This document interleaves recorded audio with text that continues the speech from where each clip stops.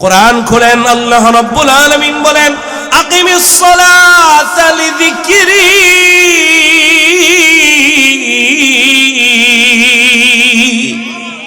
জিকির মানে নামাজ। যে ব্যক্তি আমার জিকির থেকে মুখ ফিরায় নেয় তার সামনে ভয়াবহ পরিণতি। যে কোরআন থেকে মুখ ফিরায় নেয় তার সামনে ভয়াবহ পরিণতি। যে ব্যক্তি আলেম থেকে মুখ ফিরায় নেয় তার সামনে ভয়াবহ পরিণতি। যে ব্যক্তি মসজিদ মাদ্রাসা থেকে মুখটা ফিরায় নেয় তার সামনে ভয়াবহ পরিণতি। এক নম্বরে তার জীবনটা সংকীর্ণ হয়ে যাবে। বলেন, এক নম্বর ভয়াবহ পরিণতি কি? জীবন সংকীর্ণ হয়ে যাবে। অর্থ থাকার পরেও বলে তার মধ্যে সংকীর্ণতা চলে আসবে। মুফাসসিরিন কেরাম মাঈশাতান দানকা এর ব্যাখ্যায় তাফসীরে লিখেছেন তার কবরটাও সংকুচিত হয়ে যাবে, তার কবরটাও সংকীর্ণ হয়ে যাবে। পয়গম্বর বলেন তার এক পাশের মাটি অপর পাশের মাটি এত জোরে চাপ দিবে, পয়গম্বর বলেন এক পাশের হাড় আরেক পাশে এইভাবে তার ভিতরে ঢুকে যাবে, চিৎকার করতে থাকবে। সেখানে বাঁচানোর সহযোগিতা করার মতো কেউ নাই, ঠিক কিনা? জীবন সংকীর্ণ হয়ে যাবে, অশান্তির দাবানলে জ্বলতে থাকবে। দেখেন না, যত জায়গায় কোরআন থেকে দূরে, আল্লাহর বিধান থেকে দূরে, ঠিক তত জায়গায় অশান্তির আগুন জ্বলে কি জ্বলে না। 2 নম্বর ভয়াবহ পরিণতি, ওয়ানাহশুরুহু ইয়াউমাল কিয়ামাতি আ'মা। পয়গম্বর বলেন, আল্লাহ রাব্বুল আলামিন বলেন কিয়ামতের ময়দানে অন্ধ অবস্থায় দাঁড়াবে, কানা হয়ে উঠাবে, আল্লাহ কানা বানাইয়া উঠাবে, অন্ধ করে উঠাবে। তাহলে একটা হলো দুনিয়ার অশান্তি, একটা হলো দুনিয়ার পরিণতি, আর একটা হলো আখিরাতে। একটা দুনিয়াতে আর একটা আখিরাতে।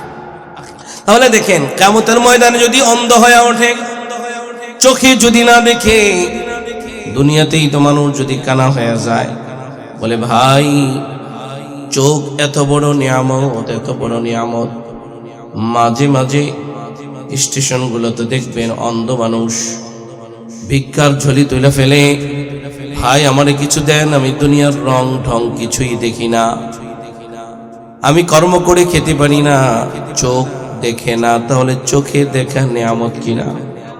কিয়ামতের ময়দানে যদি অন্ধ হয়ে ওঠে, আল্লাহ তাআলাকে বলবে ক্বালা রাব্বি লিমা হাশারতানি আ'মা ওয়া ক্বাদ কুনতু বাসীরা। ও আল্লাহ, কিয়ামতের ময়দানে কেন আমাদেরকে অন্ধ করে উঠাইলেন, অথচ দুনিয়াতে আমরা চোখে দেখতাম? আল্লাহ তাআলা বলবেন ক্বালা কাযালিকা আতাতকা আয়াতুনা ফানাসিতাহা। এক নম্বরে আল্লাহ তাআলা বলবেন, ও গোলাম, দুনিয়াতে তুমি কোরআন মানো নাই, কোরআন থেকে মুখ ফিরায় নিছো। কোরআন দেখার কথা ছিল, কোরআন মানার কথা ছিল, সম্মান করার কথা ছিল, কোরআনের আলেমকে মানার কথা ছিল, সম্মান করো নাই, মানো নাই। আজকে যেমনি ভাবে দুনিয়াতে কোরআন ভুলে গেছিলা, মসজিদ ভুলে গেছিলা, আজান হয়েছে তো মসজিদ রেখে তুমি বাজারে চলে গেছো, মসজিদ আসো নাই, আমার ঘর তুমি ভুলে গেছো। আজকে কিয়ামতের ময়দানে ইয়াউমা তুনসা, আমিও তোমারে ভুলে গেলাম, ঠিক কিনা? আল্লাহ যদি ভুলা যায় বাঁচার কোনো উপায় আছে? যদিও এখানে 2টা শাস্তি, কিন্তু আমরা 3টা শাস্তি নিতে বুঝতে পারি। নম্বর 1, আল কিয়ামতের দুনিয়াতে জীবনটা সংকীর্ণ হয়ে যাবে। নম্বর 2, কিয়ামতের ময়দানে অন্ধ হয়ে দাঁড়াতে হবে। নম্বর 3, আল্লাহ তাআলা আমাদেরকে ভুলা যাবেন, আল্লাহর স্মরণ থেকে আমরা হারিয়ে যাব। আল্লাহ তাআলা আমাদেরকে স্মরণ করবেন না, মূল্যায়ন করবেন না। সেদিন যদি আল্লাহ তাআলা আমাদেরকে ভুলে যান, আমাদের বাঁচার কোনো উপায় নাই। আল্লাহ রাব্বুল আলামিন কোরআনুল কারীমে ইরশাদ করেন, আল্লাহ রাব্বুল আলামিন বলেন ওয়ামান আ'রাদা আন যিকরি। আল্লাহ রাব্বুল আলামিন কোরআনুল কারীমে ইরশাদ করেন ওয়ামান আ'রাদা আন যিকরি, যে ব্যক্তি আমার জিকির থেকে মুখ ফিরায় নিবে, যে ব্যক্তি আমার জিকির থেকে মুখ ফিরায় নিবে। আল্লাহ রাব্বুল আলামিন বলেন فإن له معيشة ضنكا ونحشره يوم القيامة أعمى যে ব্যক্তি আল্লাহ তাআলার জিকির থেকে মুখ ফিরায় নেবে তার ভয়াবহ পরিণতি কি হবে সে বিষয়ে আলোচনা করেছেন। দুইটা পরিণতির কথা, ভয়াবহ অবস্থার কথা এই আয়াতের মধ্যে আলোচনা করা হয়েছে। যেন প্রথম কথা হলো আল্লাহ রাব্বুল আলামিন বলেছেন ওয়ামান আরাদা আন যিকরি, আমার জিকির থেকে মুখ ফিরায় নিবে। এখানে আমার জিকির বলতে কি বুঝায় এই কথাটা আপনাদের সামনে শুধু পেশ করব। আমার জিকির দিল থেকে জবান খুলে বলেন জিকির একমাত্র কার? আরো জোরে বলতে হবে কার? আল্লাহ তাআলা। মুফাসসিরিন কেরাম জিকির শব্দের অনেকগুলো তাফসীর করেছেন, তন্মধ্য থেকে আমি গণে গণে দুই তিনটা আপনাদের সামনে পেশ করছি। জিকির শব্দের এক নম্বর তরজমা হলো জিকির মানে কোরআন। বলেন জিকির মানে কোরআন। আল্লাহ রাব্বুল আলামিন কোরআনুল কারীমের অন্যত্র ইরশাদ করেন ইন্না নাহনু নাযালনা যিকরা ওয়া ইন্না লাহু লাহাফিযুন। এই আয়াতের মধ্যে জিকির শব্দ এসেছে। আল্লাহ বলেন আমি জিকির নাজিল করেছি, জিকির হেফাজতকারী, হেফাজতের জিম্মাদারি আমার। এই আয়াতের মধ্যে যে জিকির শব্দ উল্লেখ করা হয়েছে এই জিকির মানে কোরআন। বলেন জিকির মানে তো কোরআন নাজিল করেছেন কে? হেফাজত করবেন কে? তাহলে আমরা এই আয়াত থেকে বুঝতে পারলাম জিকির মানে কোরআন। তাহলে এবার আমরা সূরাত তাহা এর 124 নম্বর আয়াতের তরজমা যদি বলি ওয়ামান আরাদা আন যিকরি, যে ব্যক্তি আমার কোরআন থেকে মুখ ফিরায় নিবে। এক নম্বর একটু বলেন তো কোরআন থেকে কি মুখ ফিরানো যাবে? এক নম্বর। জিকির শব্দের দুই নম্বর অর্থ যদি বলে জিকির মানে স্মরণ। কার স্মরণ? আল্লাহর স্মরণ। কোরআনুল কারীমের মধ্যে আল্লাহ রাব্বুল আলামিন জায়গায় জায়গায় ইরশাদ করেন ফাযকুরুনি আযকুরুকুম ওয়াশকুরুলি ওয়ালা তাকফুরুন। আল্লাহ বলেন ফাযকুরুনি, তোমরা আমাকে স্মরণ করো, আযকুরুকুম, আমি তোমাদেরকে স্মরণ করব। সুবহানাল্লাহ। জিকির মানে স্মরণ। তাহলে আমরা সদা সর্বদা কার স্মরণে থাকব? স্মরণ আবার দুই প্রকার, একটা হলো অন্তরে স্মরণ আর একটা হলো লফজি স্মরণ। জবানি জিকির আর একটা কলবি জিকির। দুই পদ্ধতি। অন্তরের দ্বারাও স্মরণ হবে কার, আবার জবানেও জিকির হবে কার। এই জন্য সদা সর্বদা সর্বহালতে আল্লাহ রাব্বুল আলামিনের স্মরণ। আমি যেহেতু কয়েকটা অর্থ বলবো এই জন্য খুব সংক্ষেপে আপনাদের সামনে পেশ করছি। তাহলে এবার তরজমা হবে এইভাবে ওমান আরাদা আন যিকরি, যে ব্যক্তি আল্লাহর স্মরণ থেকে মুখ ফিরায় নিবে তার ভয়াবহ পরিণতি আছে। তার অবস্থা বড় খারাপ, অবস্থা হবে দুর্বিষহ। আমি সেই দুর্বিষহ অবস্থার কথাটা পরে বলছি। কিসের থেকে মুখ ফিরায় নিলে অবস্থা ভয়াবহ হবে? এক নম্বরে বললাম কোরআন, দুই নম্বরে বললাম স্মরণ, তিন নম্বরে বলেন জিকির। বলেন তিন নম্বরে কি? কার জিকির? আল্লাহর নবী সাল্লাল্লাহু আলাইহি ওয়াসাল্লাম বলেন আফজালুয যিকরি লা ইলাহা ইল্লাল্লাহ ওয়া আফদালুদ দুআই আলহামদুলিল্লাহ। সর্বোত্তম জিকির হলো লা ইলাহা ইল্লাল্লাহ লা ইলাহা ইল্লাল্লাহ লা ইলাহা ইল্লাল্লাহ লা ইলাহা। এই জন্যই তো নবী আলাইহিস সালাতু ওয়াস সালাম বলেন, তোমরা যখন নিচু জমিন থেকে উপরের দিকে উঠবে তখন পড়বে আল্লাহু আকবার, আবার যখন উঁচু জমিন থেকে নিচু জমিনের দিকে যাবে তখন পড়বে সুবহানাল্লাহ। সমতল ভূমিতে চলবে তো লা ইলাহা ইল্লাল্লাহ লা ইলাহা ইল্লাল্লাহ। মুসলমান ভাইয়ের সাথে সাক্ষাৎ হয়ে যাবে তো পড়বে, একে অপরের সম্ভাষণ জানাবে, আসসালামু আলাইকুম ওয়া রাহমাতুল্লাহ। মুসাফা করবে, সেখানে বলবে ইয়াগফিরুল্লাহু লানা ওয়া লাকুম। মুআনাকা করবে, আল্লাহুম্মা জিদ মুহাব্বতি লিল্লাহি ওয়া রাসূলি। খাবার খাবে, বিসমিল্লাহি ওয়া আলা বারাকাতিল্লাহ। খাবার শেষ তো নিয়ামত খাইলাম, শুকর, আলহামদুলিল্লাহিল্লাযী আত'আমানা ওয়া সাকানা ওয়া জা'আলানা মিনাল মুসলিমিন।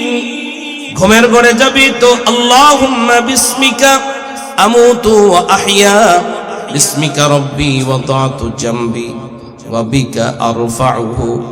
ইন আমসাকতা নাফসি ফাগফির লাহা ওয়া ইন আরসালতাহা ফাহফাযহা বিমা তাহফাযু বিহি ইবাদাকাস সালিহিন। ঘুম থেকে জাগ্রত হবে, আলহামদুলিল্লাহিল্লাযী আহইয়ানা বা'দামা আমাতানা ওয়া ইলাইহিন নুশুর। জীবনের হার হার কদমে নবীজির সুন্নত তরিকায় আল্লাহর শরণ জিকির আছে না নাই? তাহলে আমরা এবারও তর্জমা করতে পারি, ওয়ামান আরদা আন যিকরি। যে ব্যক্তি নবীর সুন্নত তরিকা আল্লাহর শরণ থেকে মুখ ফিরিয়ে নিবে তার সামনে ভয়াবহ পরিণতি আছে। জিকির শব্দের 4 নম্বর অর্থ, জিকির মানে উপদেশ। বলেন, জিকির মানে উপদেশ। আল্লাহ রাব্বুল আলামিন বলেন, ফাযাক্কির ইন্নামা আনতা মুযাক্কির। আল্লাহ রাব্বুল আলামিন বলেন, পয়গম্বর আপনি উপদেশ দিতে থাকুন, কেননা আপনি উপদেশদাতা। বলেন, উপদেশদাতা মুহাম্মাদুর রাসূলুল্লাহ। আল্লাহ তাআলা নবীকে উপদেশদাতা বানিয়েছেন। পুরা কোরআন আমাদের জন্য উপদেশ বাণী। বলেন, পুরা কোরআন আমাদের জন্য কি? উপদেশ বাণী।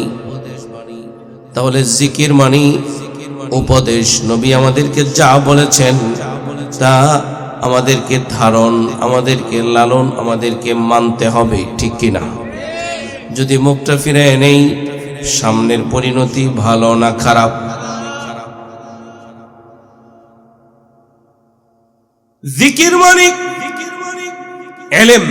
বলেন, জিকির মানি ইলম। আল্লাহ রাব্বুল আলামিন কোরআনুল কারীমে ইরশাদ করেন, ফাসআলু আহলায যিকর। ও দুনিয়ার মানুষেরা, তোমরা যারা জানো না, ফাসআলু তোমরা প্রশ্ন করো, জিজ্ঞেস করো, জানার চেষ্টা করো। কিন্তু জানবে যে কাদের কাছ থেকে জানবে? আহলায যিকর, আহলে জিকিরকে প্রশ্ন করো। ইন কুনতুম লা তা'লামুন, যদি তোমরা না জানো তোমরা প্রশ্ন করো আহলে জিকিরের নিকট, যদি তোমরা না জানো। এখানে আহলে জিকির বলা হয়েছে। আহলুল জিকির কাকে বলে? আহলুল জিকির বলা হয় আহলুল ইলম। যে ইলম অর্জন করে তাকে বলা হয় আহলুল ইলম। আর সচরাচর আমরা বুঝে থাকি যে ইলম অর্জন করে তাকে আমরা আলেম বলি, ঠিক না? কোরআন হাদিসের ইলম যে অর্জন করে তাকে আমরা কি বলি? আলেম বলি। তাহলে তোমরা যারা জানো না, তোমরা আলেমের কাছে জিজ্ঞেস করো, প্রশ্ন করো, জানো। তাহলে এখানে জিকির মানে ইলম। ইলমের দুইটা অবস্থান, একটা হলো কোরআন আর একটা হলো হাদিস। তাহলে তর্জমাটা এমন হবে, ওমান আরাদা আন যিকরি, যে ব্যক্তি কোরআন এবং হাদিস থেকে মুখ ফিরায় নেয়। এই কোরআন ও হাদিসের ইলম যারা অর্জন করেছে তাদেরকে বলা হলো জিকির, আহলুল ইলম, আলিম। তাহলে তর্জমা আমরা ধরে নিতে পারি, ওমান আরাদা আন যিকরি, যে ব্যক্তি কোরআনের আলেমদের থেকে মুখটা ফিরায় নেয়। তাহলে সাদা সিধা তর্জমা আমি আপনাদেরকে শোনাইলাম। যে ব্যক্তি কোরআন এবং হাদিস থেকে মুখ ফিরায় নেয়, যে ব্যক্তি কোরআনের আলেমদের থেকে মুখটা ফিরায় নেয়, তাদের সামনে ভয়াবহ পরিণতি অপেক্ষা করছে। সামনের অবস্থা বেশি ভালো না, মারাত্মক অবস্থা। আমি আলোচনাটাকে গুছিয়ে নিচ্ছি। তর্জমা যদি আমরা এক একটা করে হিসাব করি, আল্লাহ যেন বলেন, রে গোলাম, যে ব্যক্তি আমার কোরআন থেকে মুখটা ফিরায় নেয় তার সামনে খবর আছে, যে ব্যক্তি হাদিস থেকে মুখটা ফিরায় নেয় তার খবর আছে, যে ব্যক্তি আল্লাহর ঘর মসজিদ থেকে মুখ ফিরায় নেয় তার খবর আছে, যে ব্যক্তি আল্লাহর উপদেশ থেকে মুখ ফিরায় নেয় তার খবর আছে, যে ব্যক্তি আল্লাহর জিকির থেকে মুখ ফিরায় নেয় তার খবর আছে, যে ব্যক্তি কোরআনের আলেম থেকে মুখ ফিরায় নেয় তার খবর আছে। ঠিক কিনা? খবরটা কি? পরের অংশে দুইটা খবর। খবর বর্ণনা করলে অন্যত্র সহকারে পাঁচটা উল্লেখ করা যায়। আমি আজকের আলোচনায় দুইটা উল্লেখ করতেছি, তিনটা উল্লেখ করবো ইনশাআল্লাহ। কয়টা? তিনটা। যারা আল্লাহর জিকির থেকে মুখটা ফিরায় নিবে, এক নম্বর ভয়াবহ পরিণতি, ফাইন্না লাহু মাঈশাতান দানকা।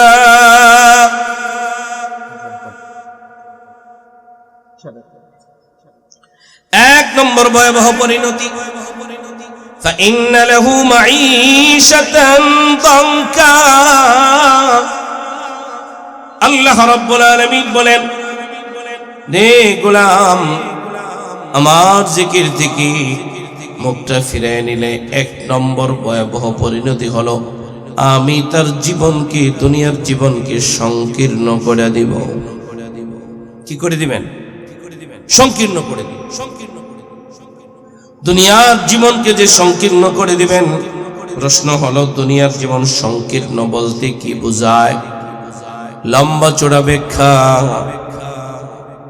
বেশি ব্যাখ্যা বিশ্লেষণে না যেই আমাদের যেভাবে বুঝতে সহজ হয় আমি সেই কথাটাই পেশ করতেছি। মাঝে মধ্যে লক্ষ্য করে দেখবেন, অনেকে আছে ভাই দুনিয়ার জীবন রাখবো না, বিষ খাইয়া ফেলবো। কি খায় না? অনেকেরা লক্ষ্য করে দেখবেন দুনিয়ার জীবন আর ভালো লাগে না, গলায় ফাঁসি দেয়। অশান্তি আর ভালো লাগে না, মরে গেলে মনে হয় বেঁচে গেলাম, ফাঁসি দিয়া দেয়। কেন? অশান্তি লাগে, ঘরের মানুষ জ্বালায়, ঘরের বাইরে জ্বালায়। আল্লাহ তাআলার এত বড় দুনিয়া থাকার পরেও, নিজের মাতৃভূমি বাংলাদেশ এত বড় থাকার পরেও তার থাকার জায়গা হয় না, গলায় ফাঁসি দেয়। তার মানে হলো তার দুনিয়ার জীবনটা, দুনিয়ার অবস্থাটা সংকীর্ণ হয়ে যায়। কোথাও গেলে শান্তি পায় না, অশান্তির দাবানলে জ্বলতে থাকে। সে তখন বিষ খায়া মৃত্যুবরণ করে, ফাঁসি দিয়ে মৃত্যুবরণ করে। ঠিক কিনা? অনেকে মনে করে অর্থবিত্ত হইলেই মনেই শান্তি, তার মধ্যে সংকীর্ণতা নাই। বিষয়টা এমনটা না। অনেক ঘটনা দেখবেন, বহু অর্থবিত্তের মালিক বিষ খায়া মারা গেছে। নাই? পত্রিকার খবরও আছে। বেশ কিছুদিন আগের ঘটনা, পরিচিত মুখ ফেসবুক লাইভে আইসা নিজের লাইসেন্স করা পিস্তল দিয়া ঘরের ভিতরে, নিজের বাড়ির ভিতরে লাইভে থেকে আত্মহত্যা করেছে। নাম আমি প্রকাশ করলাম না। কেন আত্মহত্যা করেছে? তার কি অর্থবিত্ত ছিল না? ছিল। তার কি আত্মীয় স্বজন ছিল না? ছিল। কিন্তু আত্মহত্যা করেছে সব থাকার পরেও। তার একমাত্র কারণ হলো আল্লাহর জিকির থেকে মুখ ফিরায় নিছে, আল্লাহর কোরআন থেকে মুখ ফিরায় নিছে। কারণ জিকির মানে নামাজ। বলেন জিকির মানে? কোরআন খুলেন, আল্লাহ রাব্বুল আলামিন বলেন আকিমিস সালাতা লিযিকরি।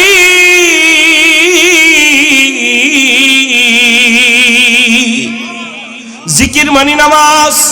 যে ব্যক্তি আমার জিকির থেকে মুখ ফিরায় নেয় তার সামনে ভয়াবহ পরিণতি। যে কোরআন থেকে মুখ ফিরায় নেয় তার সামনে ভয়াবহ পরিণতি। যে ব্যক্তি আলেম থেকে মুখ ফিরায় নেয় তার সামনে ভয়াবহ পরিণতি। যে ব্যক্তি মসজিদ মাদ্রাসা থেকে মুখটা ফিরায় নেয় তার সামনে ভয়াবহ পরিণতি। এক নম্বরে তার জীবনটা সংকীর্ণ হয়ে যাবে। বলেন এক নম্বর ভয়াবহ পরিণতি কি? জীবন সংকীর্ণ হয়ে যাবে। অর্থ থাকার পরেও বলে তার মধ্যে সংকীর্ণতা চলে আসবে। মুফাসসিরিন কেরাম মাঈশাতান দনকা এর ব্যাখ্যায় তাফসীরে লিখেছেন তার কবরটাও সংকুচিত হয়ে যাবে, তার কবরটাও সংকীর্ণ হয়ে যাবে।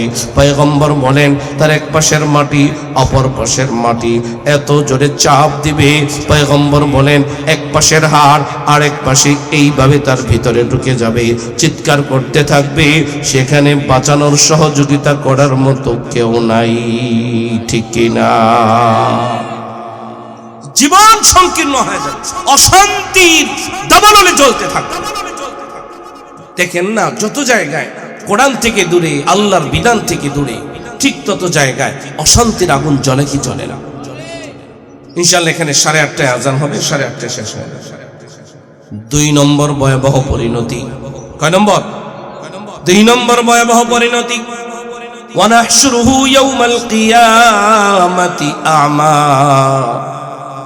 পয়গম্বর বলেন, আল্লাহ রাব্বুল আলামিন বলেন কিয়ামতের ময়দানে অন্ধ অবস্থায় দাঁড়াবে, কানা হয়ে উঠাবে। আল্লাহ কানা বানাইয়া উঠাবে, অন্ধ করে উঠাবে।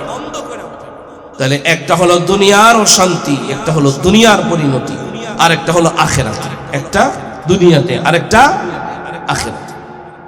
তাহলে দেখেন কিয়ামতের ময়দানে যদি অন্ধ হয়ে ওঠে, চোখে যদি না দেখে, দুনিয়াতেই তো মানুষ যদি কানা হয়ে যায়, বলে ভাই চোখ এত বড় নিয়ামত, এত বড় নিয়ামত। মাঝে মাঝে স্টেশনগুলোতে দেখবেন অন্ধ মানুষ ভিক্ষার ঝুলি তুলে ফেলে, ভাই আমারে কিছু দেন, আমি দুনিয়ার রং ঢং কিছুই দেখি না, আমি কর্ম করে খেতে পারি না, চোখ দেখে না। তাহলে চোখে দেখা নিয়ামত কিনা? কিয়ামতের ময়দানে যদি অন্ধ হয়ে ওঠে, আল্লাহ তাআলাকে বলবে ক্বালা রাব্বি লিমা হাশারতানি আ'মা ওয়া ক্বাদ কুনতু বাসীরা। ও আল্লাহ, কিয়ামতের ময়দানে কেন আমাদেরকে অন্ধ করে উঠাইলেন, অথচ দুনিয়াতে আমরা চোখে দেখতাম? আল্লাহ তাআলা বলবেন ক্বালা কাযালিকা আতাতকা আয়াতুনা ফানাসিতাহা। এক নম্বরে আল্লাহ তাআলা বলবেন, ও গোলাম, দুনিয়াতে তুমি কোরআন মানো নাই, কোরআন থেকে মুখ ফিরায় নিছো। কোরআন দেখার কথা ছিল, কোরআন মানার কথা ছিল, সম্মান করার কথা ছিল, কোরআনের আলেমকে মানার কথা ছিল, সম্মান করো নাই, মানো নাই। আজকে যেমনি ভাবে দুনিয়াতে কোরআন ভুলে গেছিলা, মসজিদ ভুলে গেছিলা, আজান হয়েছে তো মসজিদ রেখে তুমি বাজারে চলে গেছো, মসজিদ আসো নাই, আমার ঘর তুমি ভুলে গেছো। আজকে কিয়ামতের ময়দানে ইয়াউমা তুনসা, আমিও তোমারে ভুলে গেলাম। ঠিক কিনা? আল্লাহ যদি ভুলা যায় বাঁচার কোনো উপায় আছে?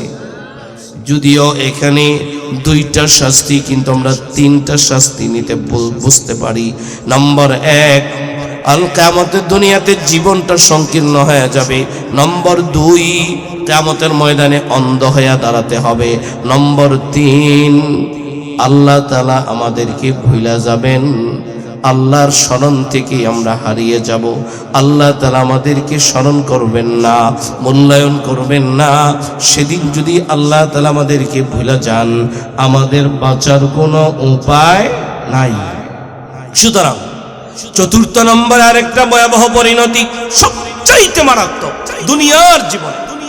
আল্লাহ রাব্বুল আলামিন বলেন ওয়ামান ইয়াশু আন যিকরির রহমানি নুকাইয়িদ লাহু শাইতানান ফাহুয়া লাহু কারীন। ভয়াবহ আরেকটা পরিণতি, আল্লাহ জিকির থেকে যারা মুখ ফিরায় নিবে, আল্লাহর কোরআন থেকে যারা মুখটা ফিরায় নিবে, আল্লাহর ইলম থেকে যারা মুখটা ফিরায় নিবে, আল্লাহ রাব্বুল আলামিন তাদের পিছনে একটা শয়তানকে লেলিয়ে দিবেন, একটা শয়তানকে বন্ধু বানায় দিবেন। ফাহুয়া লাহু কারীন, তার সাথে মিলায় দিবেন, একটা শয়তান তার সাথে মিলায় দিবেন। এই জন্য ভালো করে মনে রাখতে হবে, যদি কোরআন থেকে, হাদিস থেকে, নামাজ থেকে, জিকির থেকে আমরা মুখ ফিরায় নেই, চারটা ভয়াবহ পরিণতির কথা বললাম, চতুর্থ নম্বরে বললাম শয়তান বন্ধু হবে। কি হবে? শয়তান বন্ধু হবে। আমি ঘুমাবো, আমার সাথে শয়তান ঘুমায়, আমি খাইলে আমার সাথে শয়তান খায়। শয়তান বন্ধু, যার বন্ধু শয়তান হয়, এর কোনো হেদায়েতের রাস্তা খুলবে? তাহলে আমরা কোরআন থেকে মুখ ফিরায় নিলে শয়তান বন্ধু হয়ে যায়, মসজিদ থেকে মুখ ফিরায় নিলে শয়তান বন্ধু হয়ে যায়, মাদ্রাসা থেকে মুখ ফিরায় নিলে শয়তান বন্ধু হয়ে যায়, জিকির থেকে মুখ ফিরায় নিলে শয়তান বন্ধু হয়ে যায়, আল্লাহর ওহী থেকে মুখ ফিরায় নিলে শয়তান বন্ধু হয়ে যায়। আমরা শয়তানকে বন্ধু বানাতে চাই না, আমরা আল্লাহ তাআলার জিকির করব ইনশাআল্লাহ তাআলা। আমাদের সকলকে কোরআন ও হাদিস এবং শারে ইসলাম মাদ্রাসা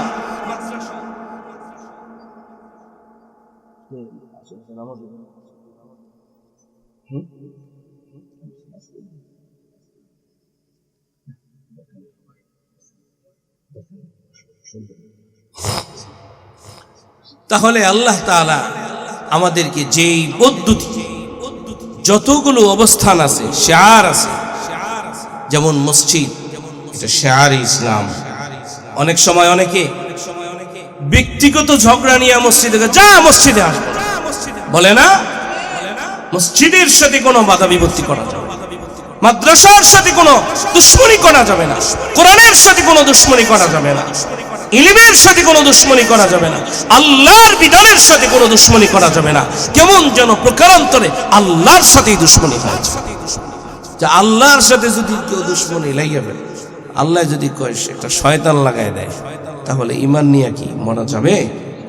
তাহলে ঈমান নিয়ে যদি মরতে হয়, তাহলে আলোচনা এ পর্যায়ে আমি আপনাদের সামনে শুধু এতটুকুন মেসেজ দিলাম, আয়াতের তর্জমাটা করে আমি শেষ করে দিচ্ছি। আল্লাহ বলেন ওমান আ'রাদা আন যিকরি ফাইন্না লাহু মাঈশাতান দানকা ওয়া নাহশুরুহু ইয়াওমাল কিয়ামাতি আ'মা ক্বালা রাব্বি লিমা হাশারতানি আ'মা ওয়া ক্বাদ কুনতু বাসীরা قال كذلك أتتك آياتنا فنسيتها وكذلك اليوم تنسى। যে ব্যক্তি আল্লাহর জিকির থেকে, আল্লাহর কোরআন থেকে, আল্লাহর স্মরণ থেকে, হাদিস থেকে, আল্লাহর নির্দেশনাবলী থেকে, ইলম থেকে, আলেম থেকে মুখটা ফিরায় নিবে, তাদের অনেকগুলো ভয়াবহ পরিণতি। এক নম্বরে দুনিয়ার জীবন সংকীর্ণ, কবরের জীবনটা সংকীর্ণ। দুই নম্বরে হাসরের ময়দানে অন্ধ হয়ে দাঁড়াতে হবে। তিন নম্বরে হাসরের ময়দানে আল্লাহ তাআলা তাকে ভুলে যাবেন। 5 নম্বরে আল্লাহ রাব্বুল আলামিন ওই আল্লাহ থেকে মুখ ফিরানো বান্দাটার পিছনে একটা শয়তানকে বন্ধু বানায় দিবেন। তার বন্ধু হয়ে যাবে শয়তান। যার শয়তান বন্ধু হয়ে যায়, তার সমস্ত আমল বরবাদ হয়ে যায়। আল্লাহ তাআলা আমাদের সকলকে কোরআন ও হাদিস অনুযায়ী আমাদের জীবনকে পরিচালনা করার তৌফিক দান করেন। আমিন। ওয়া আখিরু দাওয়ানা আলহামদুলিল্লাহি রাব্বিল আলামিন।